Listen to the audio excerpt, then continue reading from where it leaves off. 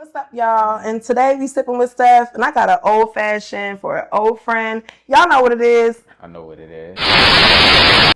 Here you be broken code, you be Morse code, you be broken notes, you be off-tune choruses, but here you are rap music soundtrack to God's ears. 808 thumps of characters outlasting lies. $1 trillion worth of love in a storyline. Wallace, Good. we're going to be making some old fashions today. You know how to make old fashions? I don't. I know how to drink them now. You know how to drink them, though? Okay. I know how to throw them back. So I thought of a recipe, and I thought of a recipe. Okay. I call this my Jordan year. All right. Okay. I like because that. I was super excited. It's an old fashioned. You know what old fashioned is? Of course. That's all I drink. What's the old fashioned? Old fashioned is probably the oldest way to get intoxicated. Get intoxicated. But nah, old fashions, I think around that time I met you, that's when I fell in drinking love like with, that? Nah, I wasn't drinking like that. Be clear on that. Okay. But that's when I started to know how to drink. You know what I mean? I'm coming from like the Ciroc era, just drinking Ciroc, throwing it back. Okay. Vodka, McCall's. Right. So old fashioned was kind of like the first sophisticated drink. Well, I'm gonna let you make this old fashioned. Okay, we got some bourbon today. Okay. All right. Normally, bourbon old fashioned is like a bourbon. Okay. Some bitters. Got you. Some simple syrup, but I'm gonna do a little different today. I have some Earl Grey simple syrup that I made for you. That's the Earl Grey tea. Okay. Simple syrup. Okay. That I kind of made for you. Okay. We got some orange bitters. Orange bitters today. I think that's the only kind of bitters. No, it's a couple different bitters. Thank you, right? Okay, there's a couple different bitters. Niggas give me bitter. Okay, got our orange. We're gonna peel a little. You know what I'm saying? You gotta show me how to do that. A little bit, and then we got our cherries. Cherries, okay. Okay. Yeah. Our cherries. We got a little garnish or whatever like that. Got it. And then we're good to go. Let's do it. All right. Let's do it. Entitled The Crack and Semi-Automatic Era, Who Survives and Who Doesn't. Yes, sir. No. And I wish my life was a director's cut or pilot production. I wish these Baltimore stars were B-roll footage. I wish me fighting demons came with a stunt double. I wish my smile wasn't a dress rehearsal costume. I wish me saying it would be okay was another screenplay lie. I wish I was an extra in this movie. Y'all know what's up. We got our bourbon drinks. And we back. And I'm excited to talk to you, Wallace, because I'm gonna leave you hanging. My man, I leave you hanging. Listen, I already been. Okay, like already been. You know, so we gonna get right into it. Let's do it. How's your drink? It's good. Have you ever made your own? I had made my own. But it's still a little sweet. I would prefer to get it, by a bartender. But it's was it not good? This was quality. It's quality. I was heavy. I made the Earl Grey tea. It wasn't your ingredients. It was my heavy hand. I made a circle ball for you, like ice ball. Ice ball. You know what I'm saying? So listen, I'm gonna get right into it. So I got a couple questions I want to ask you while we sipping. See if they can open you up. Okay. Baby shower meatballs. Is Chick-fil-A mac and cheese really that good to you? Chick-fil-A mac and cheese is amazing. Let me tell you. Okay. I love Chick-fil-A mac and cheese. Let me tell you. And then when whoever's in the back, when that one person's in the back and they decide to brown it a little bit, who did that? That's what I'm saying. I'd be like, who was in the back with that? Like the first time I had Chick-fil-A mac and cheese, it surprised me. I'm talking about who did that. I'm telling you.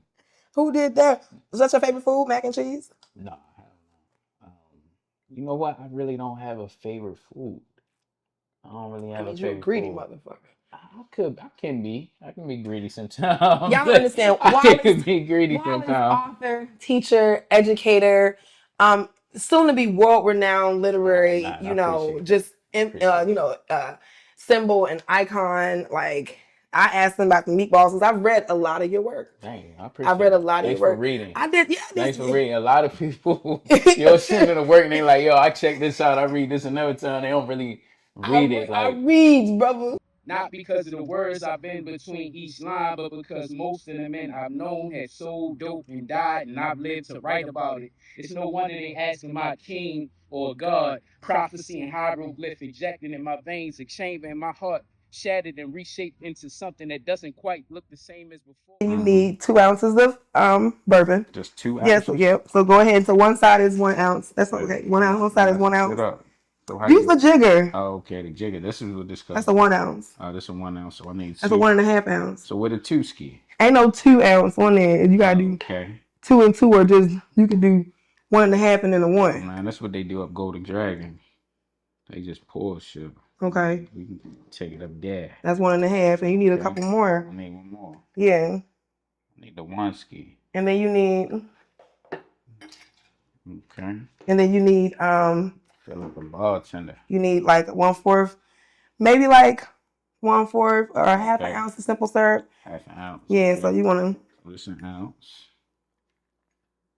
Look at that. Look at me. Oh, you squeezing too hard. You squeezing too hard. It's my product. Put that in there.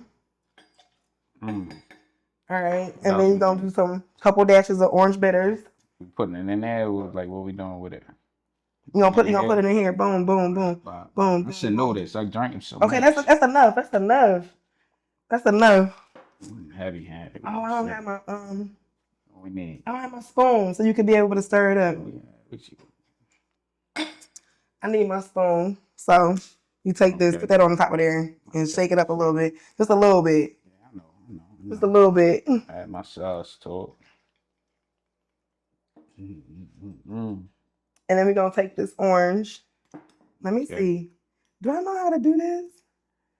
I'm guessing you. Hold on, wait a minute.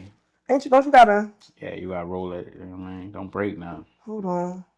Because I want to do an orange pick. Wait a minute. Ooh, God. Wait a minute. Is this how you do it? I'm pretty sure that's how you do it. Oh! Like a design. Dang, you messing that up. Oh, shit. Oh, it burns. That's a long way from cop. That's a long way from what is that? Don Julio. Y'all don't gotta do this with Don.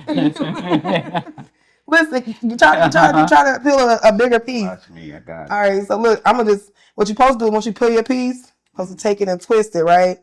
And all the oils and all that. That's how much I drink. Okay, boom. You need this piece. All right, take this piece. Look. Take this piece. Yeah, okay. All right, take it. Right. Twist it. Mm-hmm. Twist it like this. Mm-hmm. See the oils coming out? Yeah. Put it over the drink. So do that. Oh, okay. Let me try again. Hold on. Do you drink old fashions? No. So how you know how to do all this? Cause I be bartender, but I can't feel. And then you put it on there. You put it on a cup like that. You know what I mean? Okay, now pour your drink. Oh wait. We need some ice. You need the ice. Boom. Hold on. Okay. Boom. When people delve into my work and they hear the words, they read the words, but they see the direction or the message that I was trying to convey, that means a lot to me. Is that why you wear this sweater today? Did you want to give off reader? Writer? Yeah, reader, writer. Reader, writer. Educated. You know what I mean? Yeah, educated. You look like you put a couple people in detention with this sweater. Oh yeah. Oh yeah. What made you think about like topics like, because I've read some of your stuff and topics like baby shower meatballs.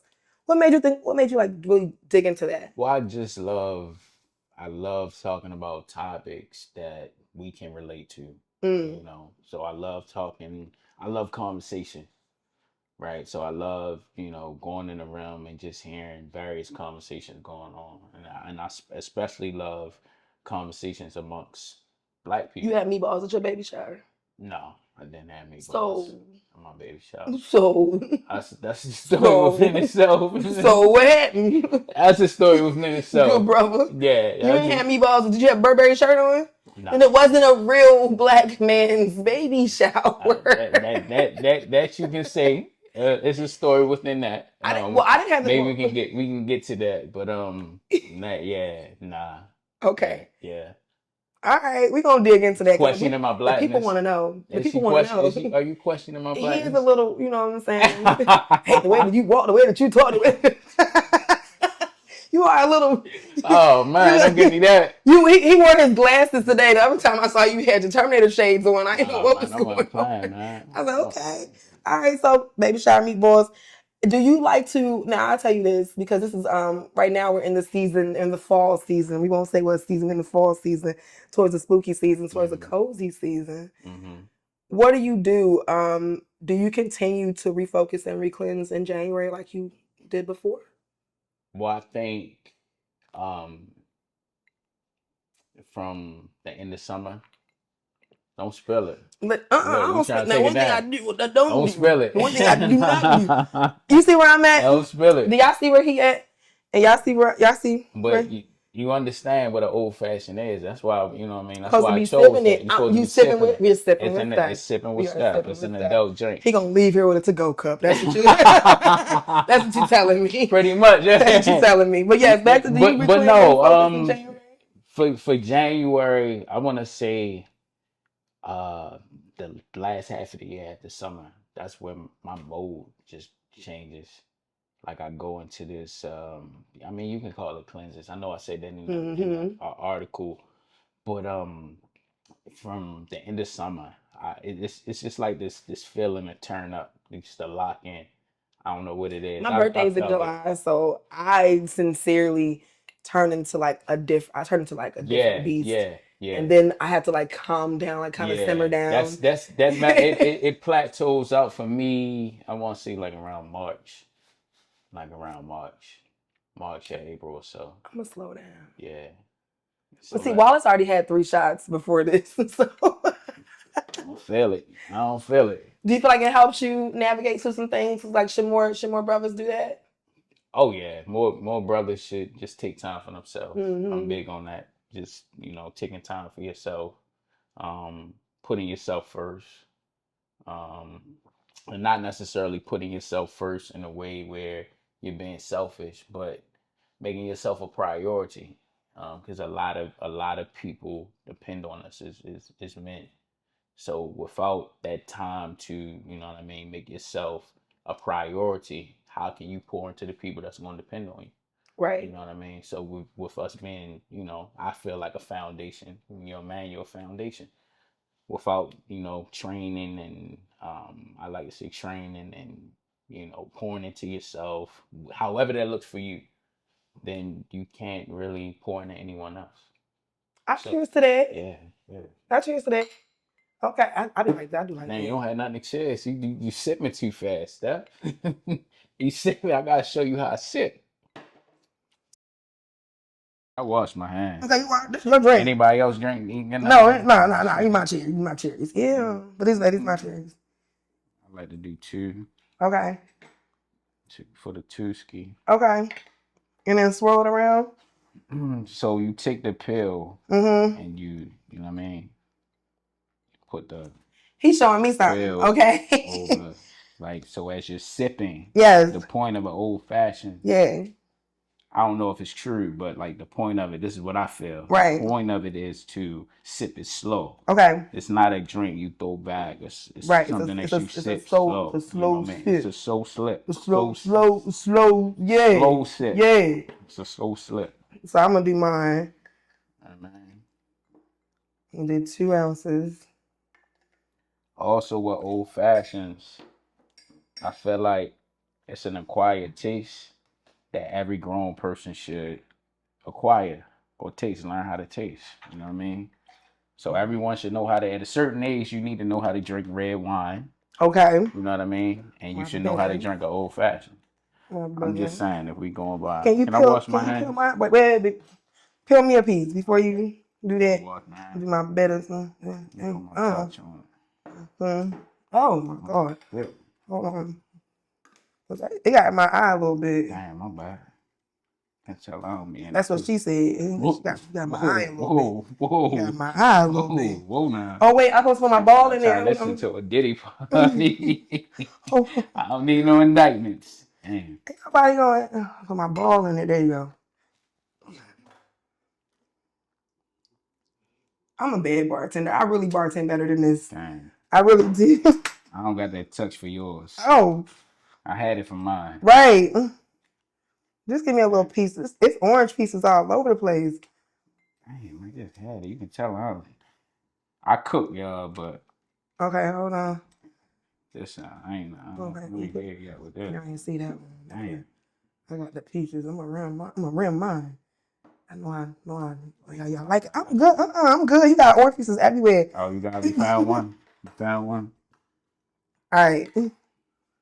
Now that's the old fashioned because my pieces don't look like yours. Yeah, your pieces definitely don't look like mine. Mine don't look like Yeah, yours. you got But the hang ice yours. looks nice though, right? The ice looks nice. Okay. And the thing with an old fashioned, you don't need it to be filled up. Right. Because it's not that many ingredients in there. You just wasted this damn orange. Basically, the orange. Okay. Let me see. Cheers. Cheers. I like that. Let's see what it's hitting on. So I be sipping. I know how to sip. Okay. Wallace Lane. You play basketball? That hot a long time ago. I don't Because you think said it was. what were the 5 basketball courts? Because one thing I wasn't gonna do, and let me tell you something, whoever your employer is, I wasn't gonna pay that $1. But what are what are the 5 basketball courts that you? Because I probably know one of them. Of course. Chickapin. Well, what's it called? Is that what it's called? Chickapin? Yeah. Chickapin. Okay. Yeah, Chickapin. Because I've heard about that one being influential in people's lives growing up here. Of course, Cloverdale. Shout out to what is that, Mello? Yeah, Mello, he got ties there. Okay. Of course, the White Lock area. Yeah. Cloverdale, CC Jackson. Yep. Park Heights. Yeah. The Dome, that's like more. What's the Dome? Over East? Yeah, over East. Over East. I've never been at East Baltimore, guy. Okay, y'all heard it. Y'all heard it here first. And this most of my guys. But East Side don't have no anthem from what I heard. Yeah, I'm not saying nothing. I'm just saying. That's saying, why you're not. I'm just saying, like I don't. I got West Side certified. I got Shorty. I love my East Side guys. East Baltimore. I love my East Baltimore people. What does that have to do with your legacy, though? What's that? The basketball. Because you use it in your book. Basketball. Really I think that's where especially growing up in the '90s. It could be, for me, it was my first love. In terms of, sports is where you find your identity. Especially, black boys growing up in the city. Black basketball for me was kind of like the first sport I ever felt in love with. It's just like your first endeavor as a young black male in the city. And everybody had the dream to go to the NBA, and you know what I mean? But what was the transition? Because now you write, and now this is kind of like a sport for you. I always wrote, though. I always wrote, even when I was playing basketball. I feel like, and I'm not really even ashamed to say this now in basketball. My dad played basketball, and he was like really, really good. I don't know your dad. You don't know? I don't. I probably at this age, you probably whole would. Family, yeah. But in terms of that was since he played, I felt like I played, but plus I loved it. I loved the sport of basketball. Like I grew up playing it. You know what I mean? So I love basketball. But I feel like in basketball I could have went further. Okay. And you're not that tall. That's what I was gonna say. I ain't that tall. But I walk around like I'm 6'5". Yeah, you do. I walk around like you felt 6'7". You won't feel my presence. I walk around like I'm 6'5". Yeah, it was the sweater. Yeah. But in terms of like basketball, I feel like I didn't pursue it as much as I could just because of like for me, then I don't think I had the support. Kids today, like my son plays basketball, and the kids are getting trained. They playing summer league, rec league. Listen, they playing the schedule is serious. The schedule, you know what I mean? They got YouTube. They can go and look and how to dribble. I didn't really have that, and for me, internally, it was like a confidence thing. Okay. So like even with me, I was pretty good, but I feel like I lacked confidence in basketball. So I took with writing. I was just like, you know what? I'm not, I ain't in high school no more. I'm not in middle school. I'm not hooping anymore. I'm gonna take this out on, on a page. So get the page. I'm gonna, what I mean, dribble in and out. Just middle fingers to America. Fuck it. This ain't no movie. This real life. This where families step on landmines of poverty, and where mothers skip meals to fill her kids' bellies, and where grandmas raise 3 generations, and where death rains out in threes in broad day, and where like the club funerals happen every weekend, and where fentanyl is a horror movie spoiler, and where pain reigns like the water we thirst for. And I'm sorry, but this ain't no movie. This real life. That's Wallace Lane. You know what? I think, because we're going to bring this back. We took some shots earlier and Wallace lost he lost a little bit. But all of that, growing up in Baltimore, I've been here for about 14 years, 15 years. My daughter's 14. I'm from Kansas, I'm from Kansas City. And so coming here, it was so crazy seeing the difference in the stimulus around you that could stimulate you, right? Because growing up in Kansas, in that such a rural area sometimes, a suburban area sometimes, there aren't a lot of things to stimulate you, right? Like to immediately give you that instant gratification. You have to take it. You got to make it. You know what I'm saying? Like when they really told you to go out and play in the mud, they really meant that. Like, so your mom come outside, you really built the fort. Like you really was down there like, I did it. Like, okay, we didn't have that game type of thing. And it wasn't... Y'all didn't have that in Canada? So it wasn't like...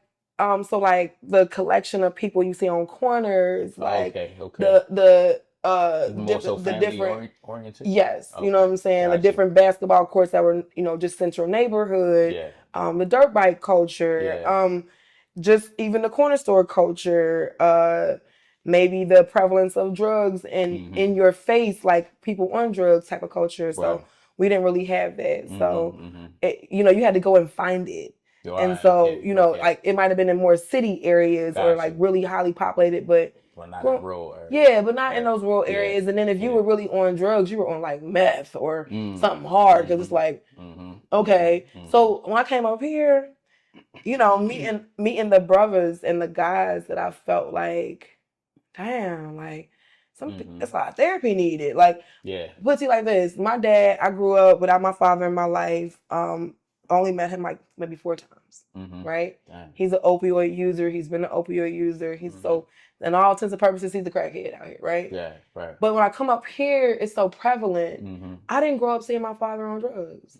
I was kept away from the idea of what that looked like. So I was actually surprised to see what people look like on drugs, or when they're not in a quote unquote right mind. And coming to Baltimore or places like DC, or living in places like St. Louis, visiting places like Detroit, it opened my eyes. And exposure is the best education. Like, I truly believe that. And like, that's why I was so excited to know that you were teaching when I first saw that. Like, Wallace like really inspired me to do a lot of things. People like don't know that when I met you, we met in 2013. You was just finishing copping with your bachelor's and you was starting at your master's program. And he was cute. Whatever. Okay. And I had stopped him and asked him a question. Oh, man. And he's talking about, I got salmon.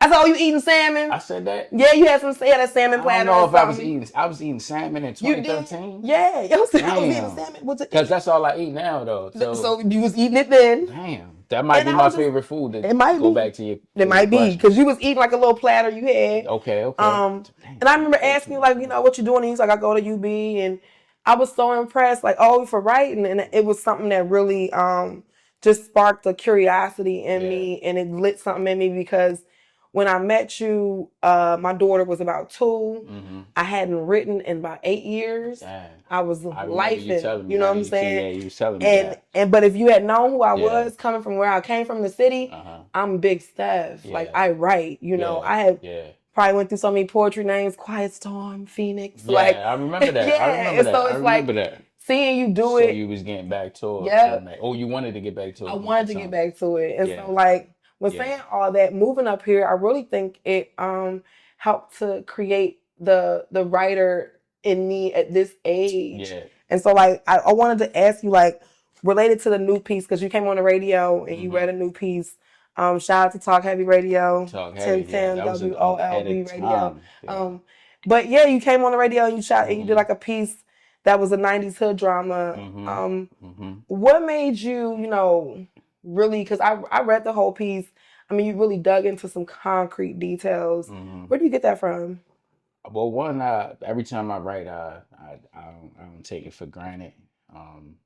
First, I gotta always question myself. What am I writing for? So am I writing to tell someone else's story, or am I writing to convey a message? And when I wrote that piece, it was just like, I realized that, I grew up in the 90s. And as you said, where you grew up, I grew up in the 90s. And by me growing up in the 90s, I saw a lot of stuff growing up. You know what I mean? I saw, everything that you named. You know what I mean? Drug addiction, drug dealing, murder, everything that we saw in those 90s movies, I saw in real life growing up in the 90s.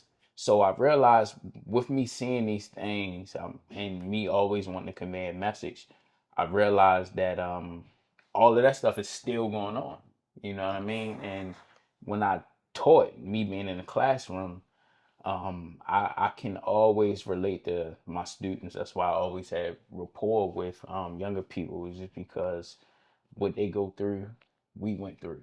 You know what I mean? So I feel like, I don't know, like some of my students when I was teaching, it's like, damn, I can't relate to your violent life, but to a lot of my young women, I dealt with sexual assault, just dealt with a lot of sexual assault at a young age. And so like when it came to like women, when it came to dealing with, just men, it was difficult because I didn't know how transparent I should be.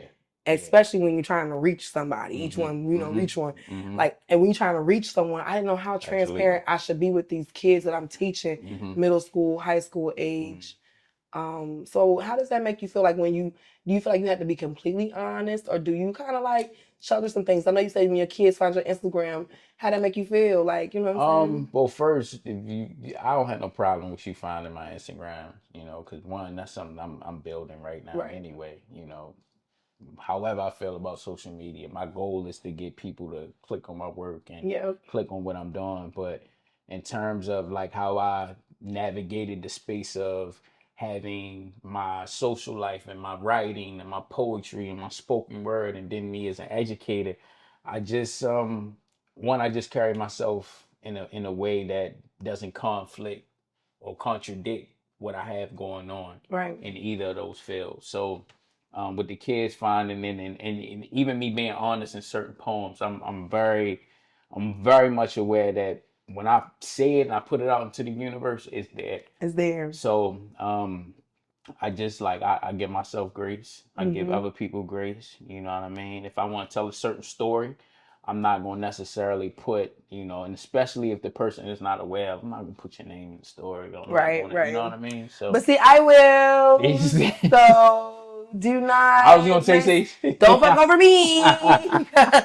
Or put an X in the camera, both cameras. Nah, I don't do that. I don't do that. You know what? So let me tell you something. Let me ask you a question, because like, what's the worst lie you've ever told? Because you're a poet, and poets be lying. Poets are some of the best liars. I wouldn't say poets are liars, though. I wouldn't say poets are liars, though. Like what separates poetry from fiction and what separates a poet from fiction is the fact that poets, we draw from emotion, we draw from feeling, and if that feeling or that emotion and that thought concept is 100% true, then you can. What's the worst lie you ever told? I told a lot of lies. A lot of lies. I'm not a liar. I'm just saying. I'm just saying. Everyone is a lie. What's one of the worst lies? What's one of the worst lies you've ever told? One of the worst lies I ever told. I can't think of that because I don't look at myself like a liar. I don't look at myself like. Look, I was gonna say take a shot at that. You ain't got nothing left. Well, in the past, I definitely told a guy he was pregnant. I was pregnant. That's a horrible lie. You told a guy. What was your point in telling? Why you cheating? Man, you told a guy you was pregnant. Hey, that was a young lie. Man. That was young. I was probably like 18, 19. You know, you want to Okay. scare him a little Young bit. Just Young give him a little scared. You wanted to say, yeah, okay. Give him a little scared. You want to play on this emotion. Yes, that was the lie that I was doing to play on, Negro heartstrings. Oh, you said you don't quite care. The lie, though. You said you don't care. I'm pregnant. My period ain't come. Oh, it came. Right. Damn. That's quite the lie. That's quite the lie. So I've had someone actually. I'm trying to think of a lie. Yeah. I don't really look at myself. Like but I'm not a liar. You can trust me. Come on, yeah. You can trust me. Look where my drink is at. You can trust me. Yeah, I can because I mean, I seen that bourbon. You made it. I did though. I did, but this is here. Yeah. Give me right. You said don't mess up my Yeah.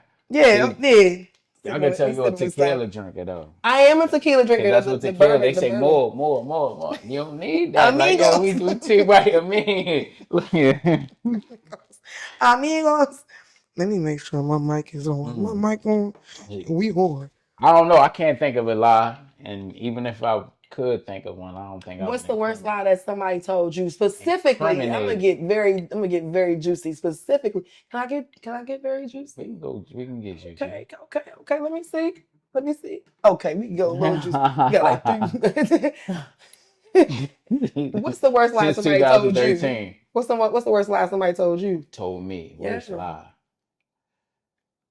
I don't know. Can I get? Ooh, can I get? Yeah. Mine was strong. Yeah, mine. Can I get? I don't know. I'm gonna get a little. I don't even want to say I'm gonna get a little deep, but anytime someone has lied to me, I probably lied to myself. I probably lied to myself. Let me tell you why I agree with you because I had somebody. Okay. Yo just killed off his grandfather to replace the fact that he was having. Listen. He killed off his grandfather, R.I.P. to replace the fact that he was having a kid. So hold on, you kill off your grandfather. So he basically told me that his grandfather died. Yeah. And he premeditated this lie. Because he prepped me like 6 days in advance. Yeah. Told me his grandfather died and service would be coming up. Okay. And the day of the service was the day his baby was born. So when I called and said, hey, my condolences, my prayers, y'all said, hey, give me a minute, I'm in service. The baby was being born. Wow. No R.I.P. grandpa.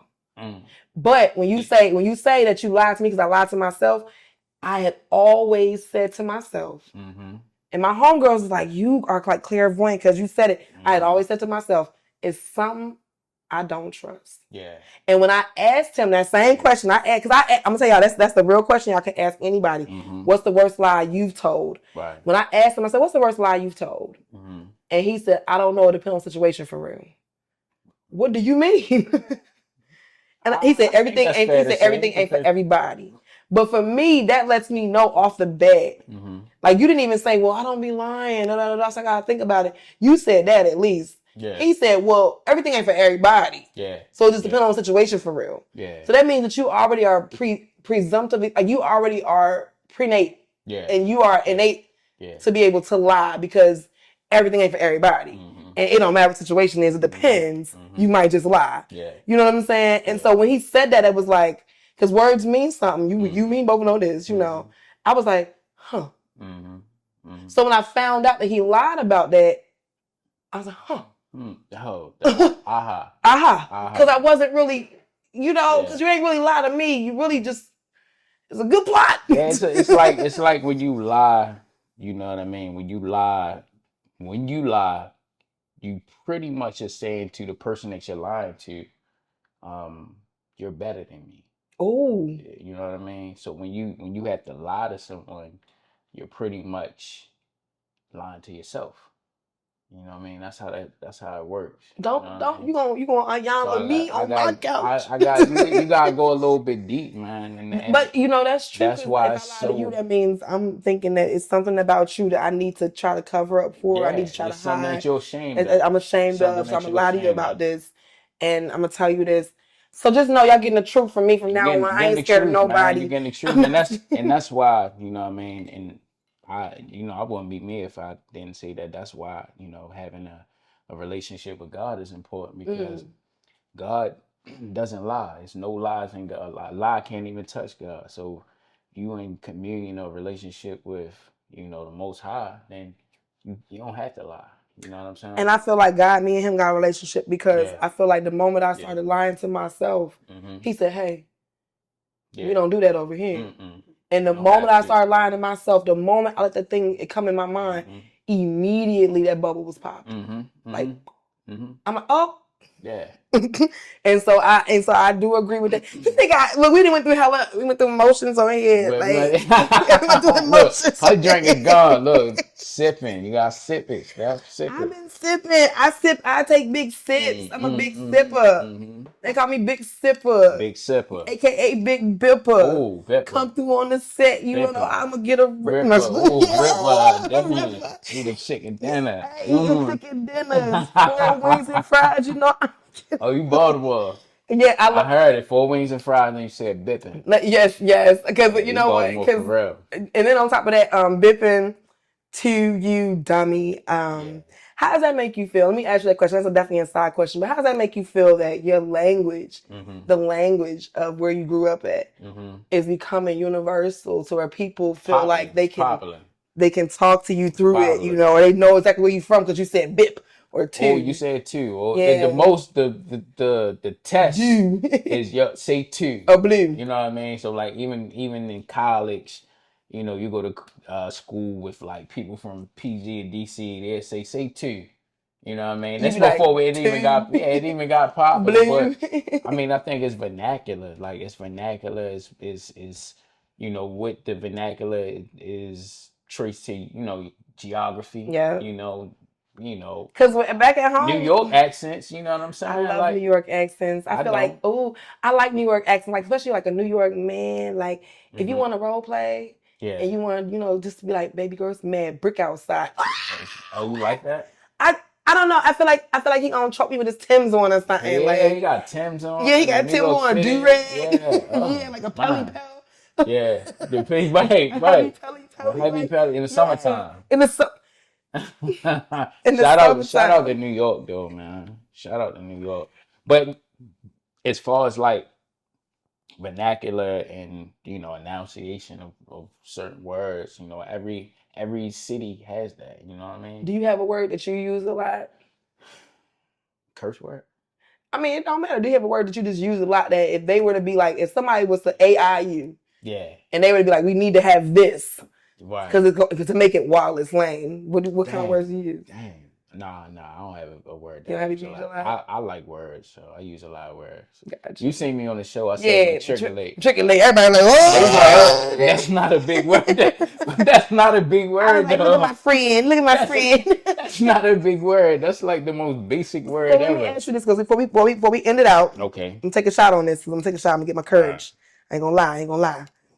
You real handsome, Wallace. You've been real handsome. We know each other for about 11 years now. Where is your girl? What you mean? Where's my girl? Where's your wife? Wife? Yeah. I don't have a wife right now. Where's your girl? How did you get your heart broken? One day I'm gonna have a wife. In terms of, like I said, with about lying to yourself. Oh shit! I've been lying to me. Oh, wait a minute. Okay, hold on. Like I'm saying about, I think, even with, because I'm in a season where, a lot of people I know are married now, you know what I mean? And I be watching your stories like, damn, Wallace go a lot of weddings. I go to a lot of weddings. What's it called? The little garter thingies? You got hella garters you done collected. Listen, but I think it's just a reflection of being prepared for it. And I feel like I'm being prepared for it. Okay. You know what I mean? And I definitely was told that I need to find a man that wants to be a husband. Yeah. That wants to be a companion. Yeah. Don't find a man that's thinking about it, or find a man he hasn't even thought about being, that. Right. But more so finding a man who is prepared. And I like that word you said, prepared. Yeah, you gotta prepare for it, man. A prepared man is definitely a dangerous man. Yes. A dangerous man. Yes. A prepared man is a dangerous man, and because you never know when he gonna pull out his his little knapsack, and I like that. I'm there. I'm getting there. So tell me, what can I look forward to seeing from you in the I future? got a lot of, like I said, I got a lot of projects coming out, projects that I've been working on for a very long time. I got a new book coming out. I'm not gonna say the date on it, but it's looking like 2025. Okay. I got a new ebook coming out very, very, very soon. That might even answer some of those questions that you just Got you. asked me. Okay. This is a book dedicated to Black women and just dedicated to the ladies. All right, we sipping with Steph, and we got the trivia. And this is on Wallace. I'm gonna let him do his thing on this one. So yes, my first trivia question is all about you. Mm-hmm. In your poem, 90s Hood Drama, how many movie directors were mentioned? Look, I'm thinking already. This pressure right here. That's an excellent question, by the way. Now remember, if you get it wrong, you have to take a I'll shot. take a shot. But if you get it right, I'm taking a shot. I'm gonna say 3. Oh. No Tarantino cut, no Tyler Perry ending, no Stephen King thriller, no trending Netflix series. Here you be broken code, you be Morse code, you be broken notes, you be off-tune choruses, but here you are rap music soundtrack to God's ears. You know what? I'm here. I fuck it. I take a shot. You take a shot. Tyler Perry, Quentin Tarantino, and Steven Spielberg. Stephen King. Yeah. Damn. Yep. Okay. Y'all make sure y'all follow Wallace for everything. Especially, my black men, my men in general. Like Wallace always has like gems and wealth of knowledge that you are just dropping off. Yeah. And that is something that is completely inspirational. For free. They better get it while it's free. For free. I didn't get a chance to ask you, but real quickly before we leave, before I get out of here, how impactful was Big Phil to you? Big Phil. So that this was if I'm reading it right, this is from one of the articles I wrote. Very impactful man. Especially me coming from straight out of college, going into the juvenile justice system. It's a very, very influential man, and what I learned from him. His story really reminds me of like a lot of black men in Baltimore where they deserve redemption. You know what I mean? We deserve grace. You know what I mean? And not saying there's anything we do to deserve grace, but like him, he turned his life around. He turned his life around and he dedicated, the time that he had remaining to empower young black boys. So that, very, very influential man. And I guess from what I learned from him, I just take, me being who I am, I take that into, I took, what I learned from him, from, how I dressed, to how I talked to students, to how I taught students, to how I told a story to students, or I delivered a lecture or a lesson. I took that from, my man Phil. So thank you for that, Wallace. I just want to kind of end on that little positive note. Always. Thank you so much for coming and sipping with Steph. As you can see, I've sipped some of yours. Yeah. I've sipped mine. Y'all, this is Wallace Lane, and we sipping with Steph. Yeah.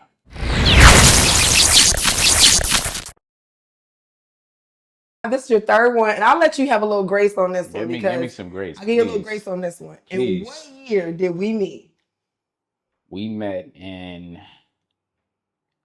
I think we met when I was wrapping up my master's program. So that had to been 2016. Oh my goodness, y'all. Wallace don't know nothing. 2017. No. I'm lying. 2014. You almost there, but you got it wrong 3 times in a row. All right, you say you give me some grace though. I did give you some grace. All right, 2015. You keep going. No, we're gonna take this shot together. It was 2013. Dang. I met you after you got done with copping. Before you were just getting into your master's program. Damn.